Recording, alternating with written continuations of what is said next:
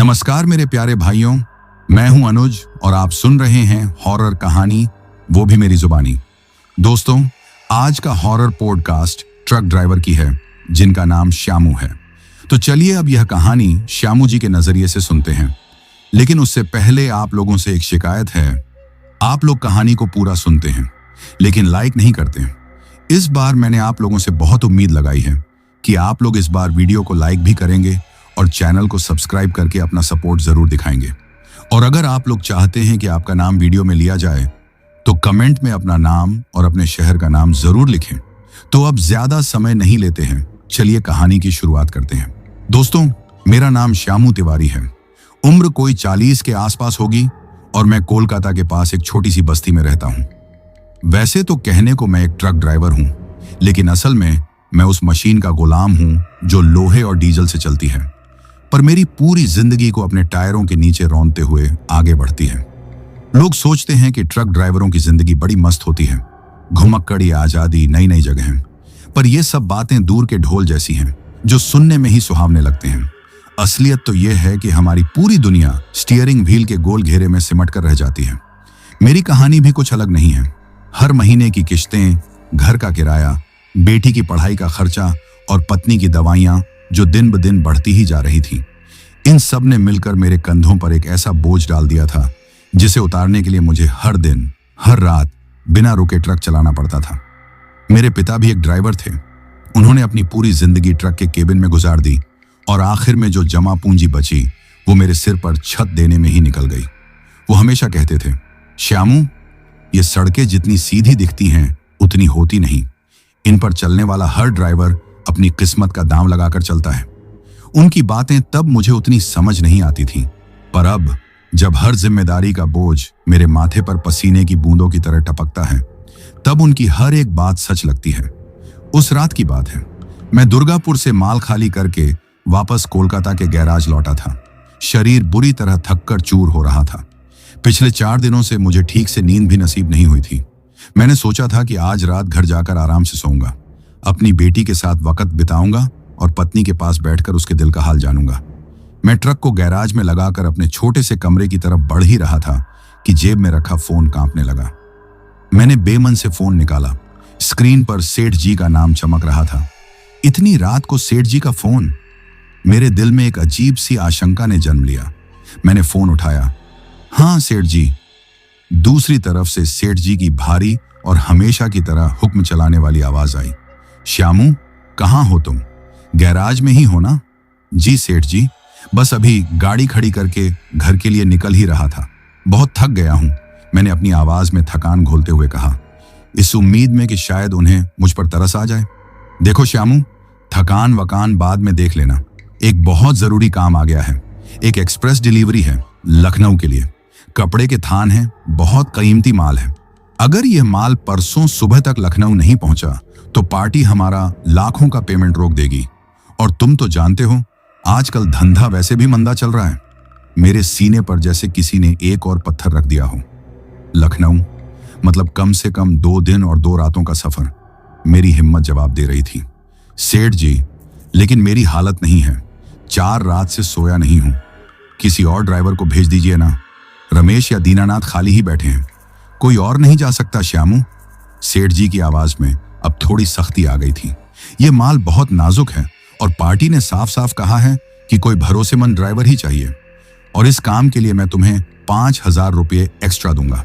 सोच लो, तुम्हारी बेटी की अगले महीने की फीस निकल जाएगी। 5,000 रुपये। ये शब्द मेरे कानों में किसी मंत्र की तरह गूंज गए। मुझे अपनी बेटी का चेहरा याद आ गया जो हमेशा अपनी क्लास में अव्वल आती थी। मुझे अपनी पत्नी की दवाइयों की पर्ची याद आ गई जो टेबल पर रखी मेरा इंतजार कर रही होगी। मेरी सारी थकान, मेरी सारी नींद जैसे हवा हो गई। उस एक पल में मेरी जिम्मेदारियों ने मेरी जरूरतों पर जीत हासिल कर ली थी। मैंने एक गहरी सांस ली और मन मारकर कहा, ठीक है सेठ जी, कब निकलना है? अभी, तुरंत। ट्रक लोड हो चुका है, बस निकलो और रुको मत। एक बात और। सेठ जी ने रुक कर कहा, NH 99 पर बर्दवान के आगे एक बहुत बड़ा एक्सीडेंट हुआ है। पूरा हाईवे जाम है, खुलने में पूरा दिन लग जाएगा। तुम एक काम करना, दुर्गापुर से पहले जो राजपुर वाली सड़क कटती है वही पकड़ लेना। वो सीधा तुम्हें गया के पास निकाल देगी। रास्ता थोड़ा सुनसान है, पर तुम्हारा कम से कम 8-10 घंटे का समय बच जाएगा। राजपुर रोड। इस नाम को सुनते ही मेरे शरीर में एक ठंडी लहर दौड़ गई। राजपुर रोड कोई आम सड़क नहीं थी। ड्राइवरों के बीच यह सड़क अपनी खराब हालत से ज्यादा अपनी डरावनी कहानियों के लिए बदनाम थी। किसी ने कहा था कि वहां रात में डाकुओं का गिरोह घूमता है, तो किसी ने बताया था कि वह सड़क प्रेत आत्माओं का अड्डा है। कहा जाता था कि उस सड़क पर कई हादसे हुए थे और उन हादसों में मरने वालों की आत्माएं आज भी वहीं भटकती हैं। हमारे एक पुराने ड्राइवर करीम चाचा ने एक बार बताया था कि उस सड़क पर रात में जो भी जाता है उसे कोई ना कोई अजीब चीज जरूर दिखती है। उन्होंने उस सड़क को मुर्दों का इंसाफ करने वाली सड़क पन का नाम दिया था। मेरे हलक से आवाज नहीं निकल रही थी। मैं उस सड़क के बारे में सेठ जी को कैसे बताता? वो इन बातों पर विश्वास नहीं करते थे। वो मुझे डरपोक समझते और शायद नौकरी से निकालने की धमकी भी दे देते। मेरे पास कोई और चारा नहीं था। 5,000 रुपए का लालच और घर की मजबूरियां मेरे डर पर हावी हो चुकी थी। ठीक है सेठ जी, मैंने कहा और फोन काट दिया। मैंने गैराज में खड़े अपने ट्रक की तरफ देखा। वो लोहे का दानव जो मेरा पेट भी पालता था और मेरी जिंदगी भी खाता था, आज मुझे एक और अनजाने सफर पर ले जाने के लिए तैयार खड़ा था। मैंने खुद को समझाया, कुछ नहीं होता, ये सब भूत वूत, सब मन का वहम है। तू बस अपनी ड्राइविंग पर ध्यान दे श्यामू। रात के करीब 11 बज रहे थे। मैंने ट्रक का इंजन चालू किया। उसकी गड़गड़ाहट उस रात के सन्नाटे में किसी जानवर की दहाड़ की तरह गूंज रही थी। मैंने गैराज के छोटे से मंदिर में हाथ जोड़े, हनुमान जी का नाम लिया और स्टीयरिंग व्हील थाम लिया। कोलकाता शहर की बत्तियां धीरे धीरे पीछे छूट रही थीं। ट्रक अब हाईवे पर रेंग रहा था। सड़कें खाली थीं और हवा में एक अजीब सी नमी थी। मेरा मन भारी हो रहा था। बार बार राजपुर रोड का ख्याल मेरे दिल में एक अनजाना सा डर पैदा कर रहा था। मैं अपने मन को बहलाने के लिए रेडियो चला लिया। किशोर कुमार के पुराने गाने बजने लगे और मेरा ध्यान थोड़ा बढ़ गया। लगभग 2 घंटे बाद मैं उस जगह पहुंच गया जहां से राजपुर रोड के लिए रास्ता कटता था। हाईवे की चौड़ी और रोशनी से नहाई हुई सड़क के ठीक बगल में एक संकरा अंधेरा रास्ता किसी काले अजगर की तरह पसरा हुआ था। उस सड़क के मुहाने पर एक पुराना जंग लगा बोर्ड था जिस पर धुंधले अक्षरों में लिखा था राजपुर।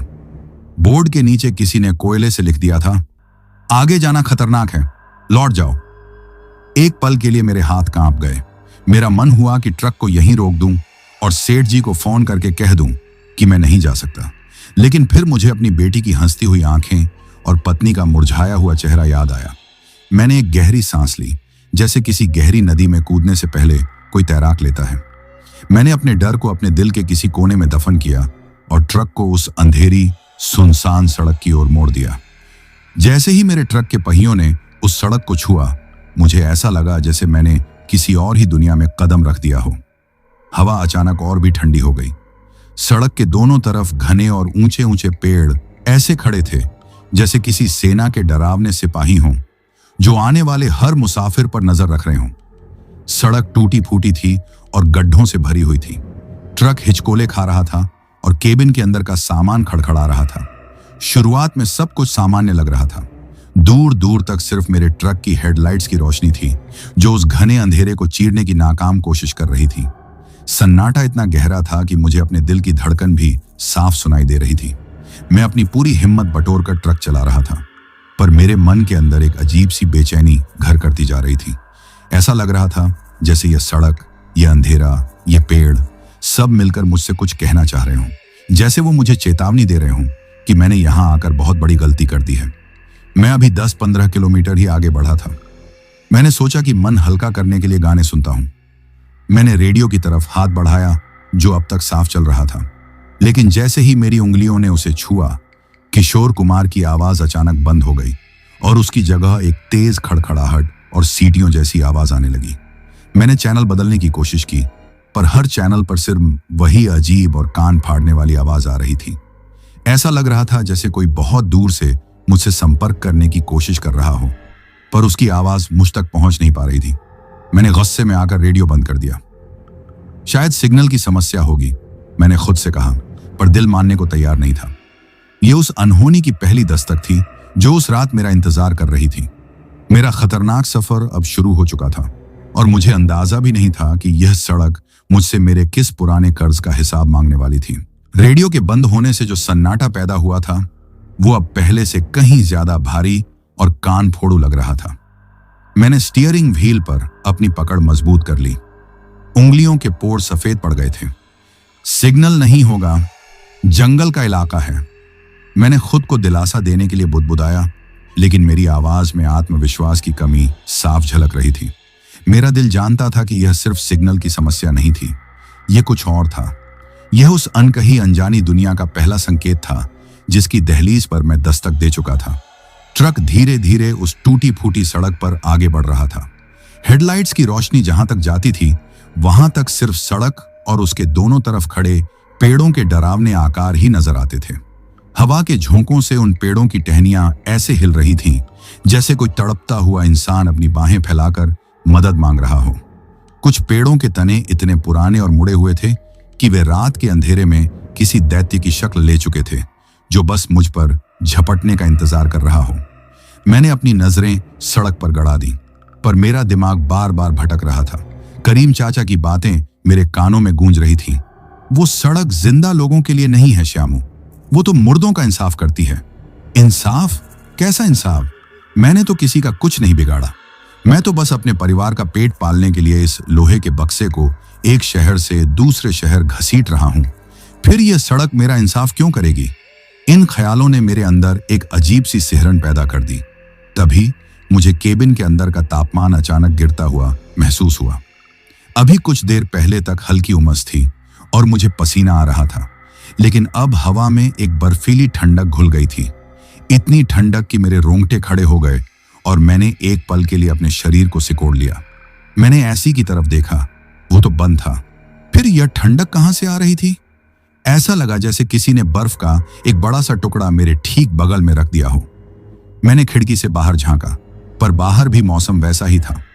यह ठंडक बाहर से नहीं बल्कि मेरे ट्रक के अंदर से ही आ रही थी। मेरा दिल जोर जोर से धड़कने लगा। मैंने हनुमान चालीसा की कुछ पंक्तियां मन ही मन दोहरानी शुरू कर दी। मैं खुद को यह यकीन दिलाने की कोशिश कर रहा था कि यह सब मेरे थके हुए दिमाग का वहम है। 4 रातों की नींद जब आंखों में बस जाती है तो इंसान को ऐसी ही अजीब चीजें महसूस होती हैं। मैं इन विचारों से जूझ ही रहा था कि तभी मेरी नजर सड़क पर पड़ी एक परछाई पर पड़ी।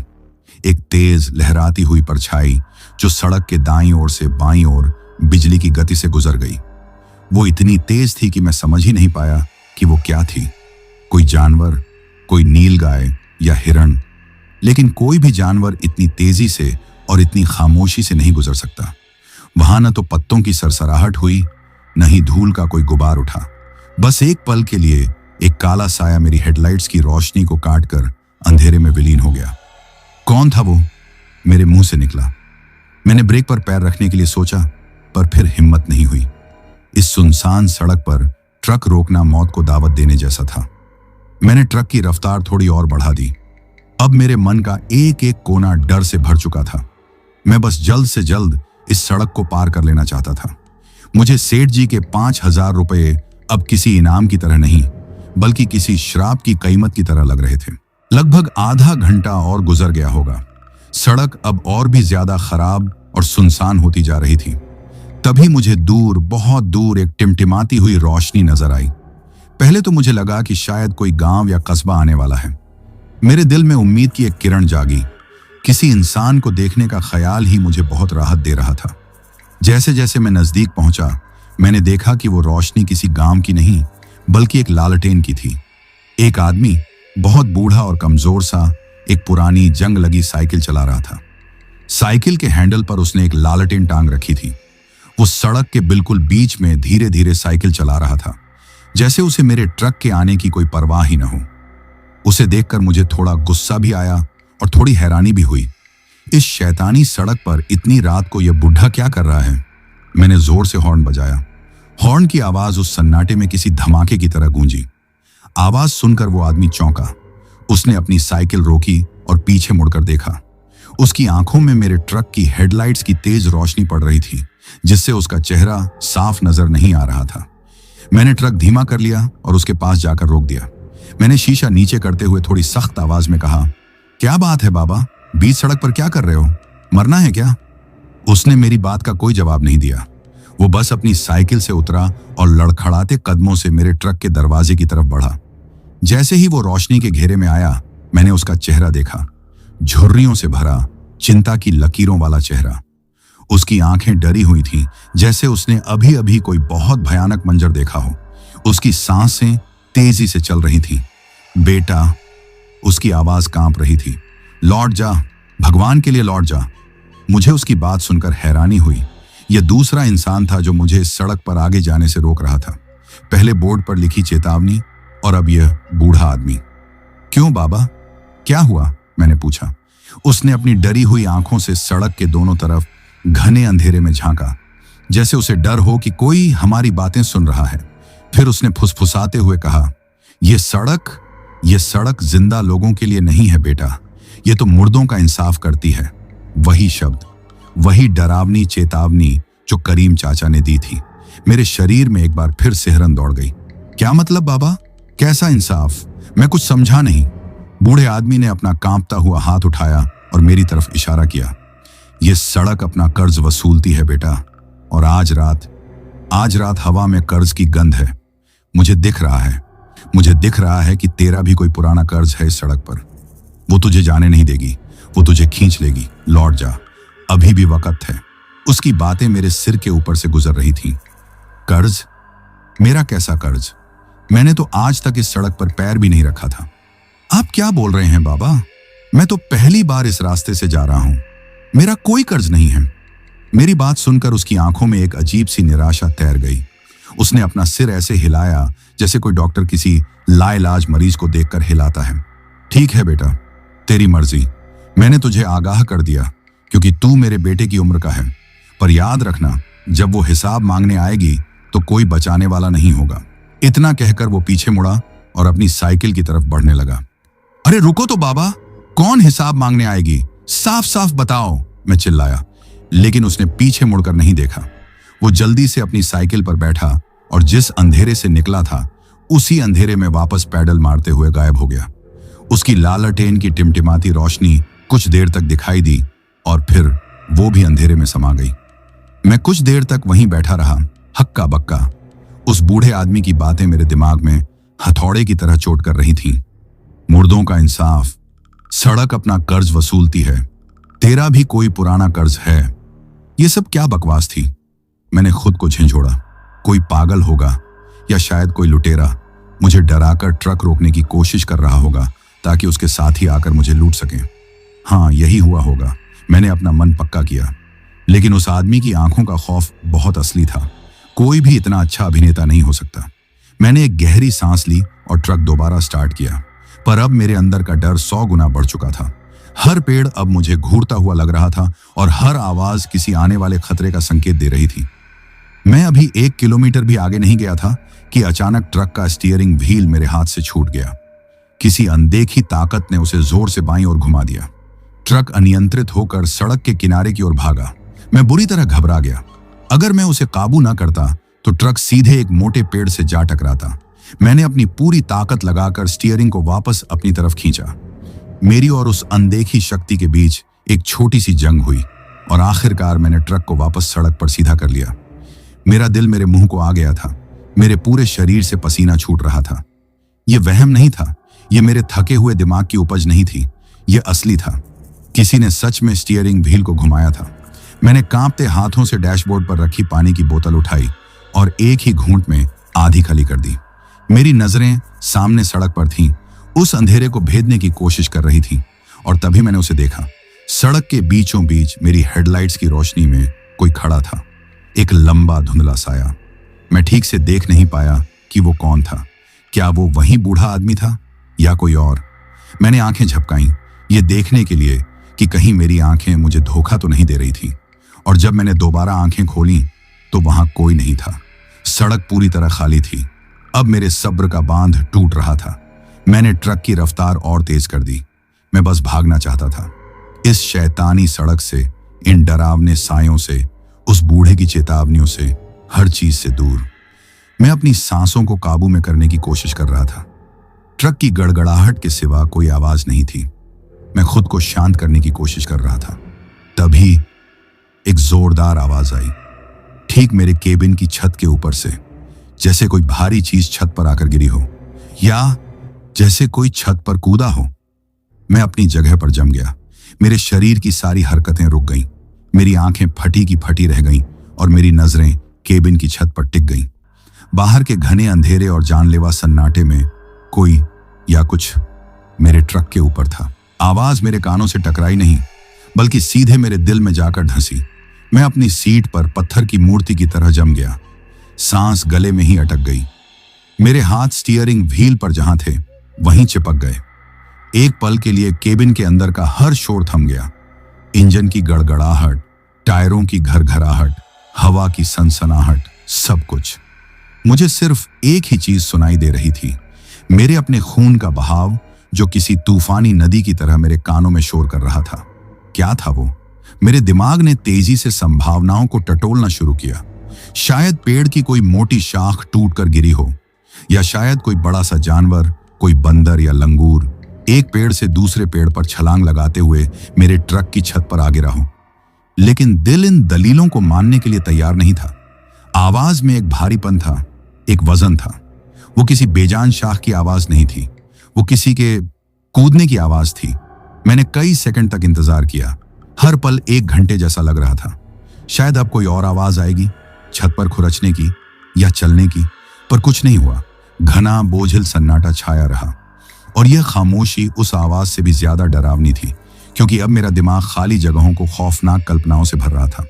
मैंने सोचा, जो भी ऊपर है वो खामोश क्यों है? वो इंतजार कर रहा है, पर किस चीज का? मुझसे और बर्दाश्त नहीं हुआ। मैंने हिम्मत बटोरी और ट्रक की रफ्तार धीमी किए बिना उसे चलाना जारी रखा। कुछ नहीं है, कुछ नहीं है श्यामू, मैं किसी पागल की तरह खुद से बातें करने लगा। बस चलते रह, रुकना मत। अगर रुक गया तो सब खत्म हो जाएगा। मेरी आंखें अब सड़क पर कम और रियर व्यू मिरर पर ज्यादा थीं। मैं बार बार ऊपर देखने की कोशिश कर रहा था, ये जानने के लिए कि क्या मुझे कंटेनर की छत का कोई कोना नजर आ जाए, पर अंधेरे के सिवा कुछ नहीं था। यह डर और अनिश्चितता का खेल लगभग 15-20 मिनट तक चला। इस दौरान और कोई आवाज नहीं आई। धीरे धीरे मेरे दिल की धड़कन कुछ सामान्य होने लगी। मैंने खुद को यकीन दिलाना शुरू कर दिया कि वो शायद सच में पेड़ की कोई शाख ही होगी। मेरा दिमाग थक चुका है, इसलिए छोटी छोटी चीजों को भी बढ़ा चढ़ाकर देख रहा है। मैं इसी सोच में डूबा था कि सड़क के किनारे मुझे कुछ हलचल दिखाई दी। हेडलाइट्स की रोशनी में मैंने देखा, कुछ लोग सड़क के किनारे खड़े थे। एक आदमी, एक औरत और उनके बीच में एक छोटा सा बच्चा। उन्हें देखकर एक पल के लिए मेरे दिल को बड़ी राहत मिली। इंसान, चलो, इस वीराने में कोई तो है। शायद उनकी गाड़ी खराब हो गई हो और वो मदद का इंतजार कर रहे हों। मेरे अंदर का इंसान जागा। एक ड्राइवर होने के नाते हमारा एक अनकहा नियम होता है, हाईवे पर किसी मुसीबत में फंसे मुसाफिर की मदद जरूर करो, क्योंकि कल तुम भी मुसीबत में हो सकते हो। मैं ट्रक धीमा करने ही वाला था, लेकिन तभी बूढ़े किसान की चेतावनी मेरे दिमाग में कौंधी। यह सड़क जिंदा लोगों के लिए नहीं है। मैंने अपना पैर ब्रेक से हटा लिया। मैं थोड़ा और करीब पहुंचा। हेडलाइट्स की रोशनी अब उन पर सीधी पड़ रही थी। उनके कपड़े फटे, पुराने और गंदे थे। आदमी ने मुझे रोकने के लिए हाथ उठाया, पर उसके चेहरे पर कोई भाव नहीं था। औरत बस खाली आंखों से सामने देख रही थी, और वो बच्चा बस अपनी मां का पल्लू पकड़कर खड़ा था। उसकी आंखें भी एकदम खाली, शीशे की गोलियों जैसी थीं। उनके चेहरे पर न तो कोई घबराहट थी, न मदद की कोई गुहार। बस एक अजीब सी खालीपन, एक मुर्दा शांत थी। उन्हें देखकर मेरे रोंगटे खड़े हो गए। उनकी आंखों में जिंदगी की कोई चमक नहीं थी। वो मुझे देख तो रहे थे, पर ऐसा लग रहा था जैसे वो मेरे आर पार देख रहे हों। मेरा दिल बुरी तरह दहल गया। ये लोग जिंदा नहीं थे। मैंने तेजी से एक्सीलरेटर पर पांव दबाया और उनके पास से गुजर गया। मैंने शीशे से बाहर झांकने की हिम्मत नहीं की। मेरी नजरें सामने सड़क पर थीं, पर मेरा पूरा ध्यान पीछे था। मैंने रियर व्यू मिरर में देखा। सड़क खाली थी। वो परिवार वहां नहीं था, जैसे वो कभी वहां थे ही नहीं, जैसे वो हवा से बने थे और हवा में ही घुल गए। अब यह साफ हो चुका था, इस सड़क पर कुछ बहुत ही भयानक गड़बड़ थी। यह मेरा वहम नहीं था, वो बूढ़ा सही कह रहा था। यह सड़क वाकई मुर्दों का इंसाफ करती है। पर क्यों? मेरा क्या गुनाह था? मैं इन सवालों के जाल में बुरी तरह फंस चुका था। मैं बस उस एक पल का इंतजार कर रहा था जब यह भयानक सड़क खत्म हो और मैं वापस किसी जानी पहचानी जिंदा सड़क पर पहुंच जाऊं। कुछ किलोमीटर और आगे बढ़ने के बाद मुझे दूर एक अकेली आकृति चलती हुई दिखाई दी। सड़क के बिल्कुल किनारे एक औरत थी जिसने कोई साधारण सी हल्के रंग की साड़ी पहनी हुई थी। उसकी पीठ मेरी तरफ थी और वो धीरे धीरे आगे बढ़ रही थी। उसे देखकर मेरे मन में फिर वही क्षमकश शुरू हो गई। इस शैतानी सड़क पर आधी रात में एक अकेली औरत, ये कौन हो सकती है? क्या यह भी उन्हीं की तरह कोई आत्मा है या सच में कोई जरूरतमंद इंसान? मैं जैसे जैसे उसके नजदीक पहुंच रहा था, मेरा दिल और तेजी से धड़क रहा था। मैंने ट्रक की रफ्तार थोड़ी कम कर ली। मैं उसका चेहरा देखने की कोशिश कर रहा था, पर अंधेरे और दूरी की वजह से कुछ साफ नहीं दिख रहा था। उसकी चाल में कुछ अजीब था। न तो उसमें कोई जल्दी थी, न कोई घबराहट, बस एक स्थिर मंथर गति, जैसे वो अनंत काल से ऐसे ही चलती आ रही हो और अनंत काल तक चलती रहेगी। तभी मेरे ट्रक का रेडियो, जिसे मैंने गुस्से में बंद कर दिया था, अचानक अपने आप चालू हो गया। एक तेज खड़खड़ाहट की आवाज आई। मैं उसे बंद करने के लिए हाथ बढ़ाने ही वाला था कि उस खड़खड़ाहट के बीच से एक आवाज उभरी, एक फुसफुसाहट, धीमी, ठंडी और सिसकियों से भरी हुई, जैसे कोई बहुत दर्द में हो। और उस फुसफुसाहट ने एक शब्द कहा जो सीधे मेरे कलेजे में तीर की तरह चुभ गया, श्यामू। मेरा हाथ हवा में ही रुक गया। मेरा पूरा शरीर जैसे बर्फ बन गया हो। इसने मेरा नाम लिया। इसे मेरा नाम कैसे पता? यह कोई संयोग नहीं हो सकता। यह कोई सिग्नल की गड़बड़ नहीं है। यह मेरे लिए है। यह मुझसे बात कर रहा है। मैंने घबराकर रेडियो को बंद करने के लिए उस पर जोर से हाथ मारा। बटन टूटकर अंदर धंस गया, पर रेडियो बंद नहीं हुआ। वो आवाज अब भी आ रही थी और अब उसमें एक दर्द भरी हंसी भी शामिल हो गई थी। मैं बुरी तरह घबरा गया। मैंने सामने सड़क की तरफ देखा। वो औरत अब बहुत नजदीक आ चुकी थी। मैंने फैसला किया कि मैं रुकूंगा नहीं, चाहे कुछ भी हो जाए। मैंने एक गहरी सांस ली और एक गड्ढे से ट्रक को बचाने के लिए एक पल को अपनी नजरें सड़क पर झुकाईं, बस एक पल। और जब मैंने वापस अपनी नजरें उठाकर रियर व्यू मिरर में देखा, यह जानने के लिए कि वो औरत पीछे छूटी या नहीं, तो मेरी चीख मेरे हलक में ही जम गई। औरत सड़क पर नहीं थी, वो मेरे ट्रक के अंदर थी। मेरे ठीक पीछे केबिन की लंबी वाली सीट, बर्थ पर वो बैठी हुई थी, खामोश। उसका चेहरा अब भी अंधेरे में था, पर मैं उसकी साड़ी का किनारा देख सकता था। वो वहां बैठी थी। रियर व्यू मिरर के छोटे से शीशे में उसकी धुंधली आकृति नजर आ रही थी। मैं हिल भी नहीं पा रहा था। मेरी हिम्मत नहीं हुई कि मैं अपना सिर घुमाकर पीछे देखूं। मैं बस उस छोटे से आईने में उस भयानक सच को देख रहा था। मेरे ट्रक में मेरे साथ एक अनजानी रहस्यमयी औरत बैठी थी। मैंने अपनी पूरी ताकत से ब्रेक पर पांव दे मारा। ट्रक एक जोरदार चीख के साथ रुका। मेरा सिर आगे डैशबोर्ड से टकराते टकराते बचा। मैंने अपनी आंखें जोर से भींच ली। ये सपना है, ये सपना है, मैं बुदबुदाया। आंख खोलूंगा तो सब ठीक हो जाएगा। कांपते हुए मैंने धीरे धीरे अपनी आंखें खोली और फिर से रियर व्यू मिरर में देखा। बर्थ खाली थी, वहां कोई नहीं था। एक पल के लिए मेरी जान में जान आई। शायद सच में मेरे दिमाग ने मुझे धोखा दिया था। शायद मैंने कुछ नहीं देखा। मैंने हिम्मत बटोरी। मैंने धीरे धीरे, बहुत धीरे धीरे अपना सिर घुमाया ताकि मैं सीधे अपनी आंखों से उस बर्थ को देख सकूं। वो खाली थी, बिल्कुल खाली। मैंने एक कांपती हुई राहत की सांस ली, लेकिन तभी मेरी नजर बर्थ की सीट पर पड़ी एक चीज पर पड़ी। एक चांदी की पायल, पतली सी पुरानी डिजाइन की एक पायल जो डैशबोर्ड से आ रही हल्की रोशनी में मध्यम मध्यम चमक रही थी। ठीक उसी जगह पर रखी हुई थी जहां मैंने उस औरत की परछाई को बैठे हुए देखा था। वो सपना नहीं था, वो वहम नहीं था, वो सच में यहां थी और वो मेरे लिए एक निशानी छोड़ गई थी। चांदी की वो पायल, वो बेजान पायल उस खाली बर्थ पर किसी जिंदा धधकते हुए अंगारे की तरह लग रही थी। मेरी हिम्मत नहीं हो रही थी कि मैं उसे छू लूं। ऐसा लग रहा था कि अगर मैंने उसे हाथ लगाया तो वो मेरे हाथ को नहीं बल्कि मेरी आत्मा को जलाकर राख कर देगी। मैं मूर्ति की तरह निश्चल बैठा था। मेरे दिमाग के अंदर एक बवंडर चल रहा था। डर, हैरानी, अविश्वास और एक अनजाना सा अपराध बोध, सब कुछ आपस में गड्ढामड्ढ हो रहा था। यह कैसे हो सकता है? कोई मेरे बंद ट्रक के अंदर कैसे आ सकता है और एक निशानी छोड़कर गायब कैसे हो सकता है? मेरा दिमाग विज्ञान और तर्क की हर दलील दे रहा था, पर मेरी आंखों के सामने पड़ा वो सबूत उन सारी दलीलों का मजाक उड़ा रहा था। हवा का एक तेज झोंका आया और ट्रक के नीचे बंधी कोई ढीली पड़ी चेन पास की लोहे की बॉडी से टकराई। टन टन, एक अजीब सी धात्विक खनक, और उस आवाज ने जैसे किसी बंद दरवाजे पर लगी झंग लगी कुंडी को तोड़ दिया। वो पायल की चमक और वो चेन की खनक दोनों मिलकर मेरे दिमाग के किसी बहुत ही गहरे, बहुत ही अंधेरे कोने में दफन एक याद को बाहर खींच लाई। एक ऐसी याद जिसे मैं सालों से भूलने की कोशिश कर रहा था। एक ऐसा पाप जिसे मैंने अपने ही मन की कब्र में दफना दिया था। दृश्य बदल गया।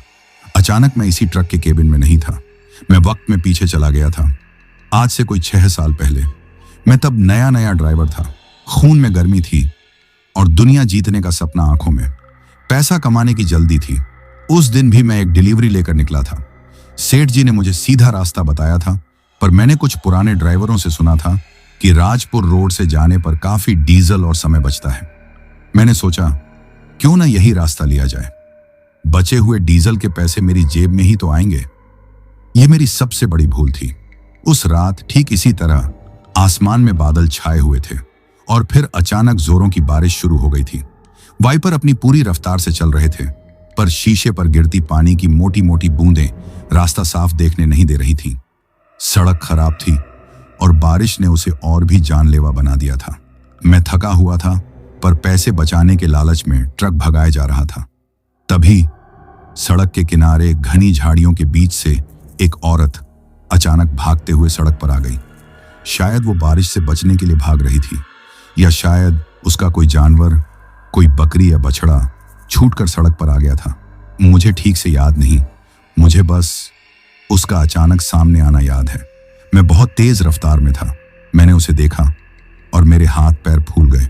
मैंने पूरी ताकत से ब्रेक लगाया। ट्रक के टायर कीचड़ भरी सड़क पर फिसल गए।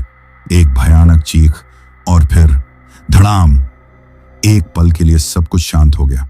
सिर्फ बारिश की आवाज और वाइपर की टिक-टिक। मेरा ट्रक रुका हुआ था। मैंने कांपते हुए हेडलाइट्स की रोशनी में सामने देखा।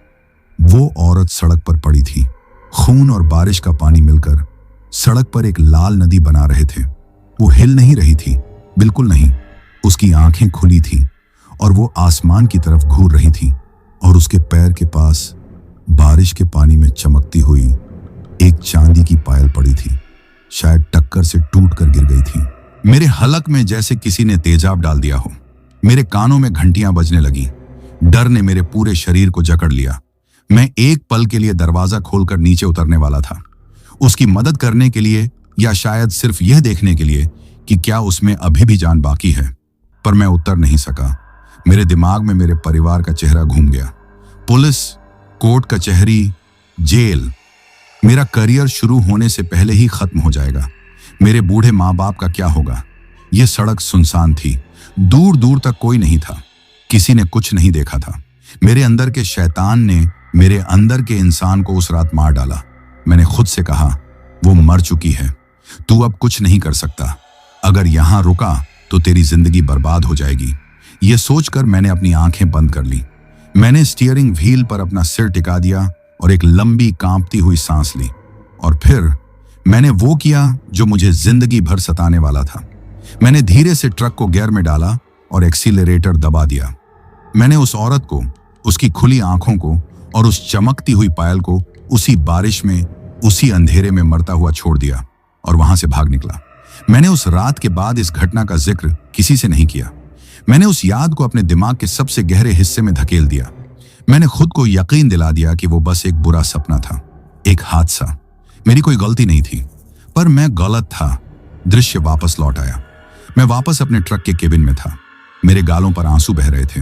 मेरे सामने बर्थ पर वही पायल पड़ी थी। अब मैं सब कुछ समझ गया था। वो बूढ़ा किसान, उसके शब्द मेरे कानों में गूंजे, ये सड़क अपना कर्ज वसूलती है, तेरा भी कोई पुराना कर्ज है। वो रेडियो पर मेरा नाम पुकारती फुसफुसाहट, वो खाली आंखों वाला परिवार, वो सब कुछ मुझसे जुड़ा था। ये कोई अनजान भूत या प्रेत नहीं था। ये कोई भटकती हुई आत्मा नहीं थी। ये वो थी, वही औरत जिसे मैंने उस रात मरने के लिए छोड़ दिया था। उसकी आत्मा इतने सालों से इसी सड़क पर मेरा इंतजार कर रही थी। और आज जब मैं सालों बाद वापस उसी रास्ते पर आया था, तो वो अपना हिसाब मांगने आ गई थी। मेरे ऊपर डर का पहाड़ नहीं, बल्कि मेरे अपने पाप का पहाड़ टूट पड़ा था। वो खौफ जो मैं अब तक महसूस कर रहा था, वो कुछ भी नहीं था उस अपराध बोध के सामने जो अब मेरे सीने को फाड़ रहा था। मैं किसी प्रेत का शिकार नहीं था, मैं एक हत्यारा था और मेरी शिकार की आत्मा अब मेरी शिकारी बन चुकी थी। मैं स्टीयरिंग व्हील पर सिर पटक पटक कर रोने लगा। मेरी सिसकियां उस खामोश केबिन में गूंज रही थीं। मैं डर से नहीं बल्कि शर्म से, अपनी कायरता पर, अपने पाप पर रो रहा था। मुझे माफ कर दो, मैं पागलों की तरह बुदबुदा रहा था। मुझे माफ कर दो, मैं डर गया था, बहुत डर गया था। मैं अपने ही आंसुओं और सिसकियों में डूबा हुआ था। तभी मेरे ठीक कान के पास एक ठंडी हवा का झोंका महसूस हुआ, जैसे कोई बर्फीला होंठ मेरे कान को छू गया हो। और फिर एक आवाज आई, एक साफ, ठंडी, बिना किसी भावना के फुसफुसाहट। इस बार वो रेडियो से नहीं आई थी, वो ठीक मेरे पीछे से आई थी, जैसे वो मेरे ठीक पीछे खड़ी हो। उसने सिर्फ एक छोटा सा वाक्य कहा जिसने मेरे रोते हुए जिस्म में खौफ की एक बर्फीली छुरी घोंप दी। तुमने मुझे यहीं छोड़ा था। वो फुसफुसाहट नहीं थी, वो मेरे पाप की गूंज थी जो 6 साल के लंबे अंतराल के बाद सीधे मेरी आत्मा से टकराई थी, ठंडी, बेजान और आरोपों से भरी हुई। मेरे रोने की आवाज मेरे गले में ही दबकर रह गई। मेरे शरीर की सारी गर्मी जैसे उस एक वाक्य ने सोख ली। मैं जानता था कि वो मेरे ठीक पीछे है। मुझे उसकी बर्फीली मौजूदगी का एहसास अपनी गर्दन पर हो रहा था। मेरी हिम्मत नहीं हुई कि मैं पलट कर देखूं। अगर मैंने उसे देख लिया तो मेरा दिल उसी पल फट जाएगा। मेरा दिमाग सुन्न हो चुका था। डर और अपराध बोध ने मिलकर मुझे लकवाग्रस्त कर दिया था। मैं क्या करूं, कहां जाऊं? इस बंद केबिन में मैं उस आत्मा से कैसे बच सकता था जो सिर्फ मेरी नहीं बल्कि मेरे ट्रक की भी मालिक बन बैठी थी। मैंने कांपते हुए अपनी नजरें उठाईं और सामने रियर व्यू मिरर में देखा, और इस बार मैंने उसका चेहरा देखा। अंधेरे में भी उसका चेहरा साफ नजर आ रहा था, पीला, जैसे सारा खून निचोड़ लिया गया हो, बारिश के पानी से भीगा हुआ और सूजा हुआ। उसके लंबे काले बाल उसके चेहरे पर चिपके हुए थे, पर सबसे भयानक थीं उसकी आंखें। उनमें गुस्सा नहीं था, नफरत नहीं थी, उनमें एक अथाह दुख था, एक गहरी पीड़ा और एक सवाल था। एक ऐसा सवाल जो वो शायद 6 साल से हर रात, हर पल मुझसे पूछ रही थी। क्यों? उसकी छवि आईने में कांपी और फिर बिगड़ने लगी, जैसे पानी में कोई तस्वीर घुल रही हो। यह देखकर मेरे अंदर की सारी चेतना जैसे जाग उठी। अब सोचने का वक्त नहीं था, अब सिर्फ भागना था, पलायन। यही एकमात्र शब्द मेरे दिमाग में बचा था।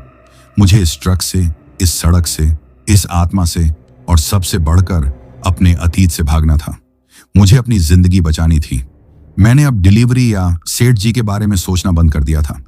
मैंने पागलपन की हद तक पहुंचकर ट्रक को स्टार्ट करने के लिए चाबी घुमाई। इंजन एक पल के लिए घुरघुराया और फिर एक जोरदार दहाड़ के साथ चालू हो गया। लेकिन जैसे ही मैंने गियर बदला, मुझे लगा जैसे ट्रक के पहिए जमीन में धंस गए हैं। मैंने एक्सीलरेटर पर पूरा जोर लगा दिया। इंजन अपनी पूरी ताकत से चिल्ला रहा था, पर ट्रक अपनी जगह से हिल नहीं रहा था। ऐसा लग रहा था जैसे हजारों अनदेखे हाथ उसे पीछे से खींच रहे हों। नहीं, नहीं, मैं चिल्लाया और पूरी ताकत से स्टीयरिंग व्हील को आगे पीछे करने लगा। तभी एक जोरदार झटके के साथ ट्रक आगे बढ़ा, जैसे उन अनदेखे हाथों की पकड़ ढीली पड़ गई हो। मैंने एक पल भी नहीं घुमाया। मैंने एक्सीलरेटर को फर्श से सटा दिया। ट्रक किसी घायल जानवर की तरह उस अंधेरी सड़क पर दौड़ने लगा। मैं गड्ढों या मोड़ों की परवाह नहीं कर रहा था। मेरी नजरें सिर्फ सामने थीं और मेरे दिमाग में बस एक ही ख्याल था, भागो श्यामू, भागो। जैसे ही ट्रक ने रफ्तार पकड़ी, केबिन के बाहर से जोर जोर से पीटने की आवाजें आने लगीं। ऐसा लग रहा था जैसे दर्जनों लोग ट्रक के दोनों तरफ दौड़ते हुए उसे अपने घूंसों और लाठियों से पीट रहे हों। धम धम आवाजें इतनी तेज थीं कि मुझे लगा कि ट्रक की बॉडी पिचक जाएगी। और फिर मुझे फुसफुसाहटें सुनाई देने लगी, एक नहीं, अनेक। वो सब मेरे चारों ओर थी, केबिन के अंदर, बाहर, छत पर, हर जगह।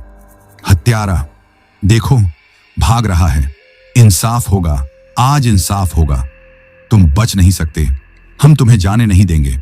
ये उन सब की आवाजें थीं जो इस सड़क का शिकार बने थे। और आज मेरे पाप ने उन सब अतृप्त आत्माओं को मेरी तरफ खींच लिया था। मैं अब सिर्फ एक आत्मा का नहीं बल्कि पूरी सड़क की नफरत का सामना कर रहा था। मैंने अपने कान बंद करने की कोशिश की, पर वो आवाजें मेरे दिमाग के अंदर से आ रही थी। मैं बस ट्रक भगाता रहा। रफ्तार 100 के पार पहुंच चुकी थी।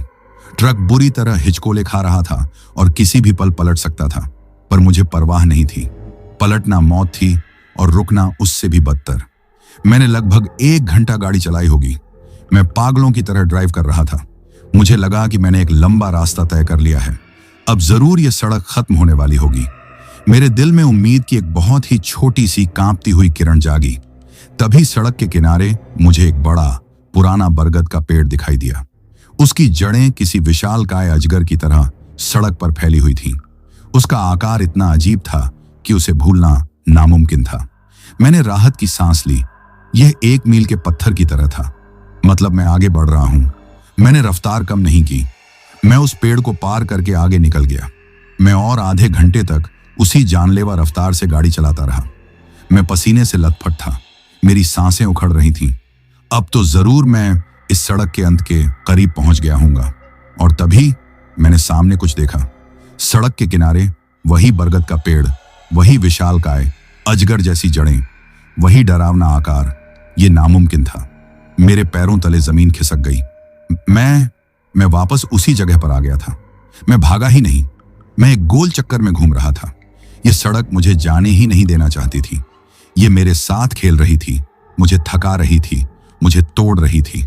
मेरी सारी हिम्मत जवाब दे गई। मेरे हाथ पैर कांपने लगे, मेरी आंखों के सामने अंधेरा छाने लगा।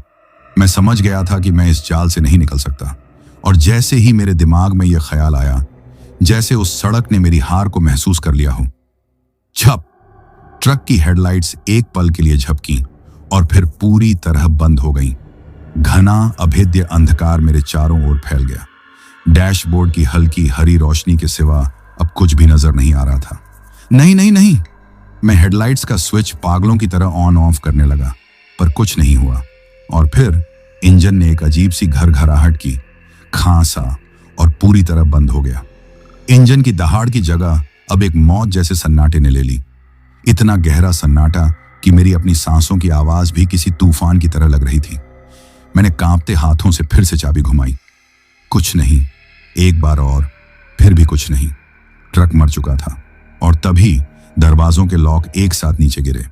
खटक की आवाज आई, जिसने मेरे ताबूत में आखिरी कील ठोंक दी। मैं अब इस लोहे के बक्से में कैद था। मैं पूरी तरह टूट चुका था। मैंने स्टीयरिंग व्हील पर अपना सिर रख दिया। अब कुछ नहीं हो सकता, अंत आ गया है। तभी मुझे कुछ खुरचने की आवाज आई। यह आवाज बाहर से नहीं थी, ये मेरे ठीक पीछे कंटेनर के अंदर से आ रही थी, जैसे कोई अपने लंबे नाखूनों से लोहे को खुरच रहा हो। खर्र खर्र। मैंने डर के मारे अपनी आंखें भींच लीं और फिर मैंने हिम्मत करके सामने विंडशील्ड के पार उस घने अंधेरे में देखा। अंधेरे में ठीक मेरे ट्रक के सामने 2 धुंधली आकृतियां चमकने लगीं। 2 आंखें, वही दुख और गुस्से से भरी आंखें। वो हवा में तैर रही थीं और धीरे धीरे मेरी तरफ बढ़ रही थीं।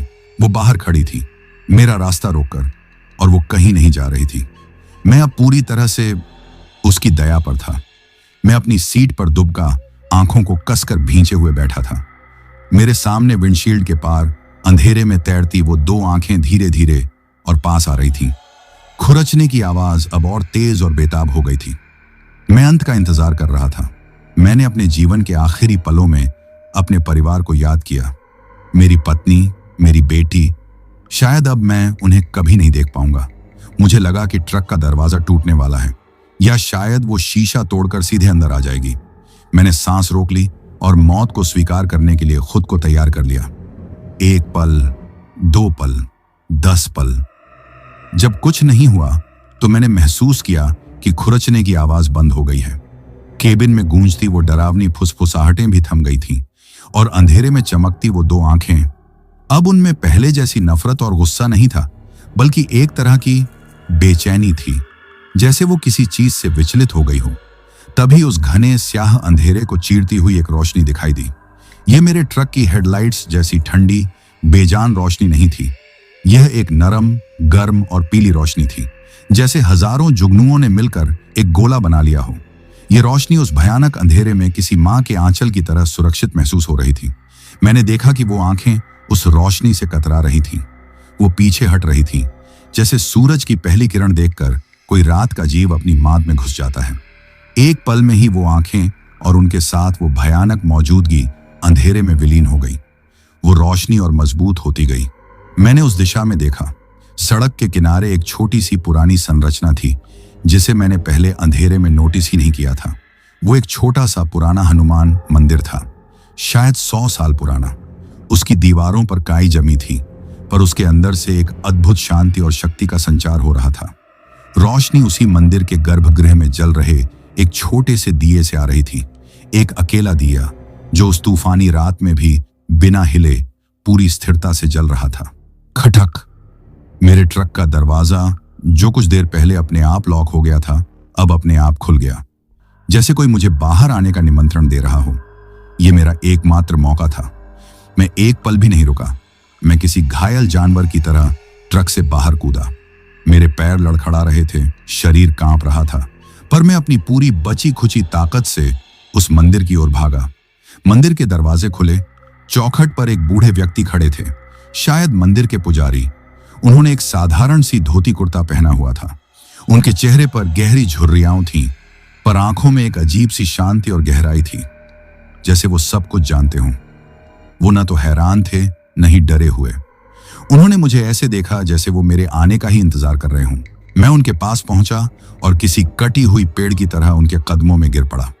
मेरे मुंह से शब्द नहीं निकल रहे थे, सिर्फ सिसकियां निकल रही थीं।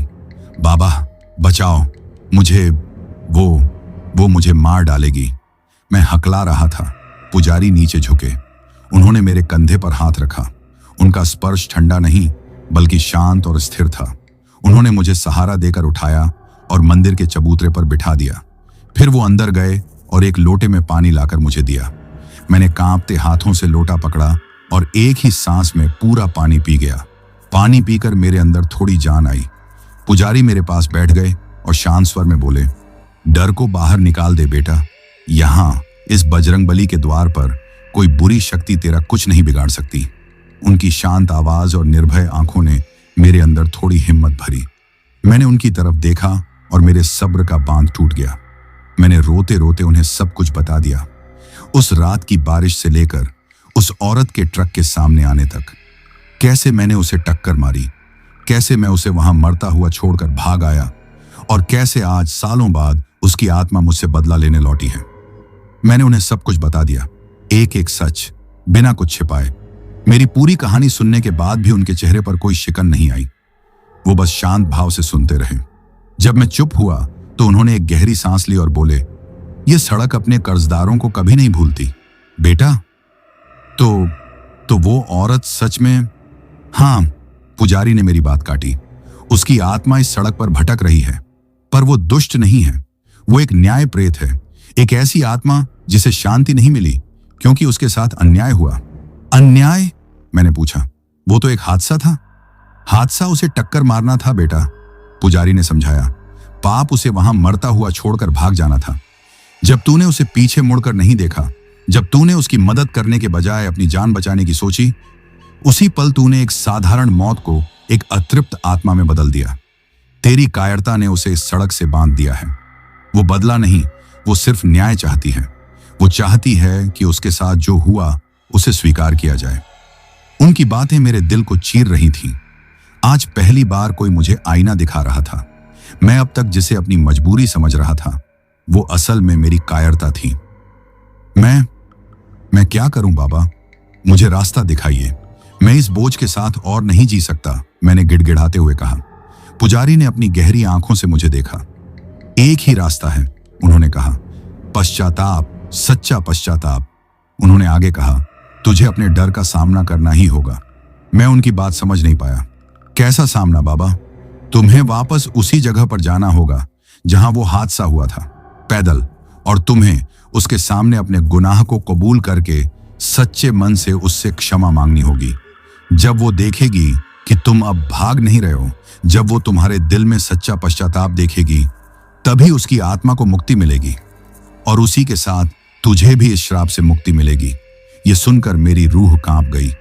वापस उसी जगह पर, पैदल, जहां वो आत्मा अपनी पूरी ताकत के साथ मेरा इंतजार कर रही होगी। ये तो सीधे सीधे मौत के मुंह में जाना था।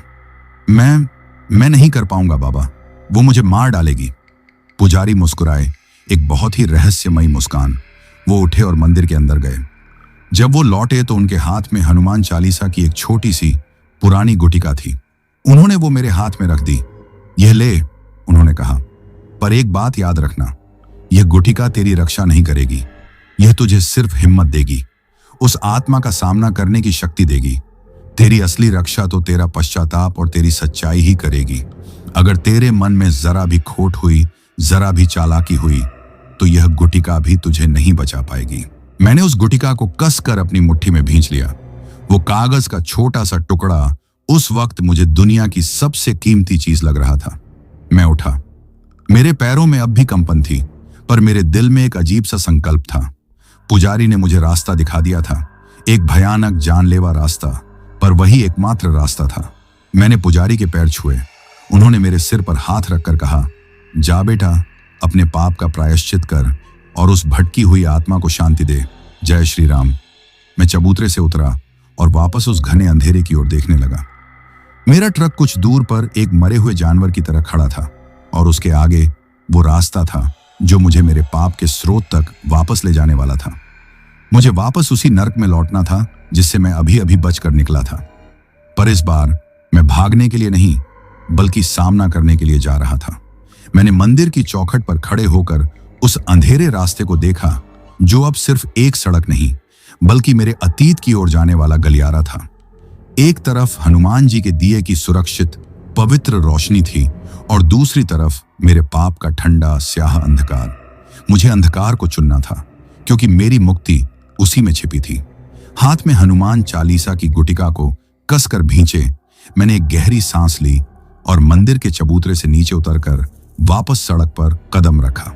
जैसे ही मैं मंदिर के सुरक्षा कवच से बाहर निकला, वही बर्फीली ठंडक और बोझिल माहौल मुझ पर फिर से हावी हो गया। ऐसा लगा जैसे मैं गर्म पानी के तालाब से निकलकर अचानक बर्फ की सिल्ली पर खड़ा हो गया हूं। हवा में फुसफुसाहटें फिर से शुरू हो गईं, पर इस बार वो मुझ पर आरोप नहीं लगा रही थी, बल्कि हैरानी से एक दूसरे से पूछ रही थी, देखो, ये वापस आ रहा है, ये भाग नहीं रहा। मैंने उनकी परवाह नहीं की। मेरी नजरें सामने थीं और मेरे दिमाग में बस पुजारी के शब्द और उस औरत का दर्द भरा चेहरा घूम रहा था। यह मेरी जिंदगी की सबसे लंबी और सबसे भयानक यात्रा थी। हर कदम 1 मील जैसा लग रहा था। सड़क के किनारे खड़े पेड़ फिर से डरावने सायों में बदल गए, जो अपनी टहनियां फैलाकर मुझे पकड़ने की कोशिश कर रहे थे। मुझे बार बार अपने आसपास किसी के चलने का एहसास होता, पर मैं पलटकर नहीं देखता। मेरी हिम्मत जवाब देने लगती तो मैं मुट्ठी में भींची उस छोटी सी गुटिका को और जोर से दबा लेता। उसे निकलती अनदेखी शक्ति मेरे लड़खड़ाते कदमों को हौसला देती। मैं मन ही मन हनुमान चालीसा का पाठ कर रहा था। यह पाठ मुझे बचा नहीं रहा था, पर यह मुझे मेरे डर से लड़ने की ताकत जरूर दे रहा था।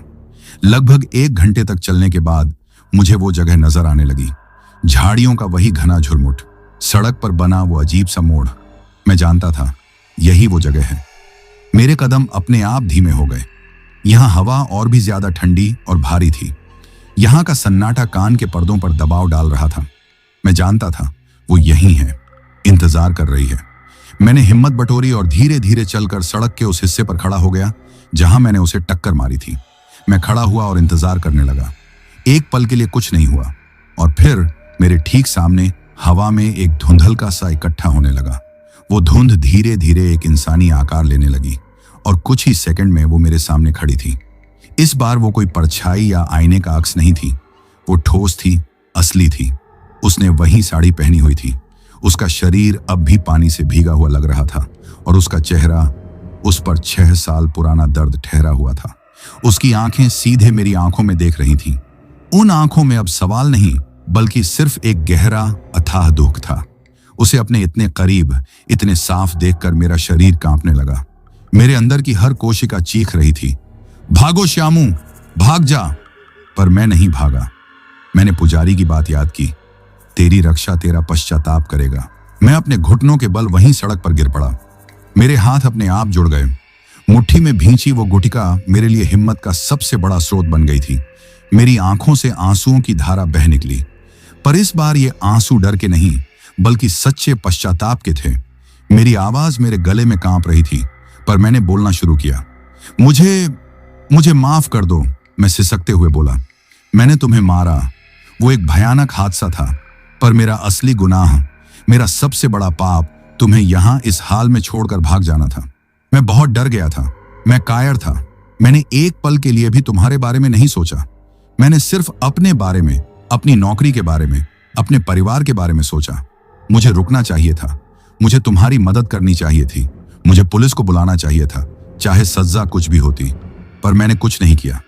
मैंने तुम्हें यहां अकेले, इस अंधेरे में, इस बारिश में मरने के लिए छोड़ दिया। मैंने अपना सिर उठाकर उसकी आंखों में देखा। मैं आज तुमसे अपनी जिंदगी की भीख मांगने नहीं आया। मैं उस गुनाह के लिए सजा भुगतने के लिए तैयार हूं। मैं बस तुम्हारी आत्मा की शांति चाहता हूं। मैंने तुम्हारी जिंदगी छीनी, मैं उसे लौटा नहीं सकता, पर मैं अपने पाप को स्वीकार करके तुम्हें उस अन्याय के बंधन से आजाद करना चाहता हूं। कृपया मुझे माफ कर दो। इतना कहकर मैंने अपना सिर जमीन पर टिका दिया। मैं उसके फैसले का इंतजार करने लगा। मैं अपनी मौत का इंतजार करने लगा। कई पल गुजर गए, लंबा अंतहीन सन्नाटा। फिर मैंने एक बदलाव महसूस किया। वो जानलेवा ठंडक धीरे धीरे कम हो रही थी। वो हवा का भारीपन हल्का हो रहा था। मैंने धीरे से अपना सिर उठाया और अपनी आंसू भरी आंखों से उसे देखा। वो अब भी वहीं खड़ी थी, पर उसका शरीर अब पारदर्शी होने लगा था। उसकी आकृति हल्की पड़ रही थी, जैसे सुबह की धुंध सूरज निकलने पर छौंट जाती है। उसकी आंखों का गहरा दुख अब एक अजीब सी शांति में बदल रहा था। होंठ जो अब तक दर्द में भींचे हुए थे हल्के से हिले, और एक आवाज जो मेरे कानों में नहीं बल्कि सीधे मेरे मन में गूंजी।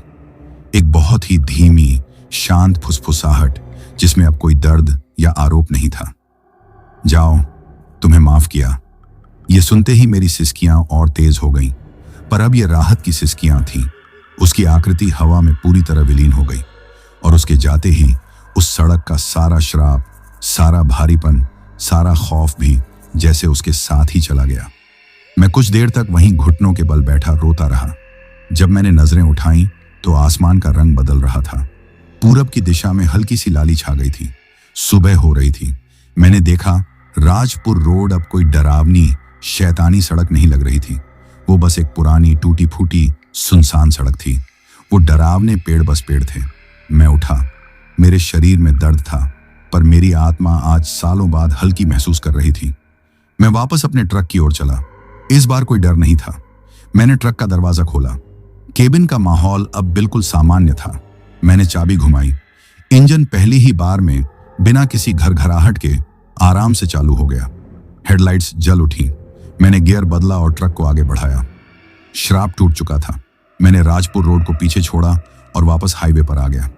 सुबह की पहली किरणें दुनिया को रोशन कर रही थीं, और मुझे लग रहा था कि आज मेरी जिंदगी में भी एक नया सवेरा हुआ है।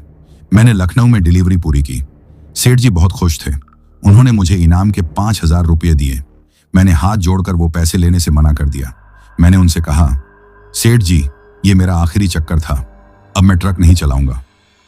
सेठ जी हैरान रह गए, पर मैंने उन्हें कुछ नहीं बताया। मैं वापस कोलकाता लौटा। जब मैंने अपने घर में कदम रखा और अपनी बेटी को गले लगाया, तो मुझे एहसास हुआ कि असली दौलत क्या होती है। उस रात के बाद मैंने कभी ट्रक नहीं चलाया। मैंने एक छोटी सी दुकान खोल ली। आमदनी कम थी, पर जिंदगी में सुकून था। मैं उस रात को कभी नहीं भूला, पर अब जब भी मुझे वो रात याद आती है तो मुझे डर नहीं बल्कि एक सबक याद आता है। एक सबक कि कुछ कर्ज ऐसे होते हैं जो पैसों से नहीं बल्कि पश्चाताप से चुकाए जाते हैं, और कुछ सफर मीलों में नहीं बल्कि अपराध बोझ से मुक्ति तक तय किए जाते हैं। मेरा सफर भी कोलकाता से लखनऊ का नहीं था। मेरा सफर मेरे पाप से प्रायश्चित तक का था। तो दोस्तों, ये कहानी यही खत्म हुई। अब जिन भाइयों ने अपना नाम वीडियो में कमेंट किया था, उनका नाम लेते हैं सोनू कुमार भाई बिहार मोकामा से, शोभा अशोक भाई हरियाणा से, सूरज भाई जशपुर छत्तीसगढ़ से, बल्लू राम वर्मा भाई रायपुर छत्तीसगढ़ से, राजीव कुमार नायक भाई रायरंगापुर से, स्कैरी स्पाइडर भाई असम से, इरफान शेख भाई पाकिस्तान से, रौनक वर्मा भाई झारखंड धनबाद से, फैजान अंसारी भाई भोपाल मध्य प्रदेश से, अरशद भाई सूरत से, सक्षम भाई बाटला पंजाब से, भूपेन भाई इंडिया से, मिली भाई लखनऊ से, सरिता मालधन जी उत्तराखंड से, दिलशाद भाई जयपुर से, आदि अफजल भाई कराची पाकिस्तान से, राम करुषणा भाई ओडिशा भुवनेश्वर से, जसविंदर सिंह भाई दबावली पंजाब से, किशन मकावाना भाई भावनगर से, दिनेश श्रेष्ठा जी यूनाइटेड किंगडम लंदन से, बलिहार भाई पंजाब से, दिव्यांश रजक भाई जिगनी मुरैना मध्य प्रदेश से, दिव्यांश चेतिया भाई असम से, एसके जिंदल भाई लुधियाना पंजाब से, संजय भाई नेपाल से, अभिलाष भाई ओडिशा से, सोनू कुमार भाई बक्सर से, मयंक ग्लौद भाई बीकानेर राजस्थान से, पटेल जयश्री और पटेल जसवंत भाई सूरत से, अवनीत जानवी मानसी जालंधर पंजाब से, बिट्टू सिंह भाई बक्सर बिहार से, गौतम कोनिका रविदास भाई असम करीमगंज से, नासिमुद्दीन अलवी भाई मुरादाबाद उत्तर प्रदेश से, बूबू मोनी जी असम गोहपुर से, सिम्मी मीणा जी जयपुर राजस्थान से, ओमनी गौड भाई पंजाब से, दीपक भाई सहरसा से, आदित्य शर्मा भाई असम से, फरीज अली भाई असम से, वरुण कुमार भाई झारखंड से, करण भाई पंजाब से, हिरा थापा भाई धनबाद से, रोमियो भाई नॉर्थ ईस्ट असम से, देवोजीत भाई असम से, खुशहाल चौहान भाई गुजरात से, आदिल भिलाई भाई छत्तीसगढ़ से, अनिल भाई माल्टा से, दिव्यांग वाघिया भाई मुंबई से, किशन मोहन राठौद भाई मुंबई से, सफदार अब्बास भाई पाकिस्तान से, सुबराज भाई इंडिया से, रवि भाई भोपाल मध्य प्रदेश से, अभिषेक शर्मा भाई कानपुर से, दिव्यानी जी दार्जिलिंग से, मालधन भाई उत्तराखंड से, नर्मदा प्रसाद लोधी भाई इंडिया से, मोहम्मद इशरार भाई कन्नौज से, बाबू मंडल भाई राउरकेला से, मोहम्मद रफीक क्वादरी भाई गुलबारगा से, अनिल चौहान भाई सिवान बिहार से, सुरेश सारण भाई नागौर राजस्थान से, शत्रुघ्न भाई गोपालगंज बिहार से, एजाज भाई दिल्ली से, यूसुफ शाह भाई लाहौर पाकिस्तान से, पार्थ भाई और भूमिका जी ओहियो से, श्रद्धा और रोहन भाई कोलंबस से, घनश्याम और ऐश्वर्या जी तंजनिया से, अमीनुर रहमान भाई गुवाहाटी असम से, दिव्यानी जी दार्जिलिंग से, आसिफ भाई कराची से, परशु भाई पंजाब से, कपिल सुनिया भाई गुजरात अहमदाबाद से, अवनीत जानवी, बिट्टू सिंह भाई बक्सर बिहार से, आर्यन भाई बिहार से, अजीज भाई हैदराबाद से, अभिषेक कुमार पांडे भाई सीतापुर से, मानसी जालंधर पंजाब से, साहिल खान भाई पाकिस्तान से,